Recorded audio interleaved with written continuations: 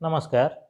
आमे जितेबाला कौन सी कार्य करने को जाइथाउ सेतेबाला अनेक लोक अनेक प्रकार कथा कही था। किछि लोक आम कार्य सपक्ष कहूथिबा बेले आउ किछि लोक आम कार्य विपक्ष भी कहते।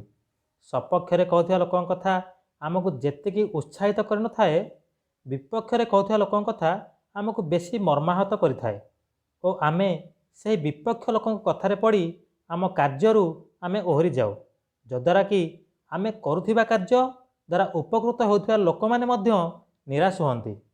आमे जेउ कार्य करुछे ताहा ए संसार पाई हो कि निज पाई हो केते लाभ बा क्षति करिवो ता आमे निजे जानिछे। आम व्यतीत द्वितीय व्यक्ति केही भी आमे करुथिबा कार्यर लाभ बा क्षति विषय रे कहि परिबो नाही।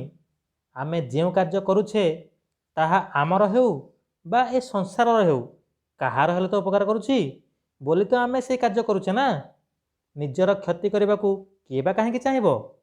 आमे लोकों कथारे भासी न जाई लोक माने कहूथिबा कथा को तर्जमा करिबा, आम बुद्धि और विवेक लगाई तापरे निष्पत्ति नबा आमे करुथिबा कार्यटा ठीक ना भूल, मोर से कार्य करबा उचित ना करबा उचित नुह। एही परिप्रेक्षी रे मोर आज गोटे गल्प। सूर्य परिभ्रमण निरत थिले। से प्रवास काल रे अनेकंक ठारू अनेक प्रकार निंदा शुणिले। जणे कहला अभागा को केबे छुट्टी मिलू नाही। द्वितीय जन कहला बिचारा प्रतिदिन जन्म हुए आ प्रतिदिन मरे। तृतीय जन कहला निर्जीव हेले मध्य अग्नि वर्षा करुछि।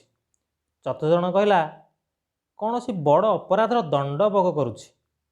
सूर्य को एही कृतघ्नता भरा उत्तर जोगु क्रोध आसिला एवं द्वितीय दिन उदय होगाकू मना करदेले।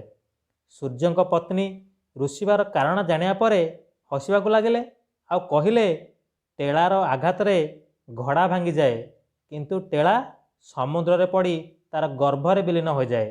आपण घड़ा नुहंती समुद्र अटंती आउ पुणी टेलार स्वभाव और परिणत को कहीं बुझुनाहांती। निजर भूल स्वीकार करी सूर्यनारायण यथाक्रमे निज रथ को आगू गड़ाइले। वास्तव में सत्पुरुष व्यवहार रे अशिष्टता देखाते नहीं आउ अशिष्ट व्यवहार को महत्व दियंती नहीं, सेथिपाई लक्ष्य पर्यंत पहुँची पारती। तेणु आमे जदि लोकों कथा शुणी निजर कार्य अवहेला करिबा तो आमे निजे आम लक्ष्यस्थल पहुँची पारिबा नहीं।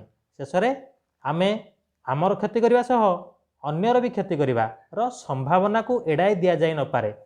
धन्यवाद। जय माँ गायत्री।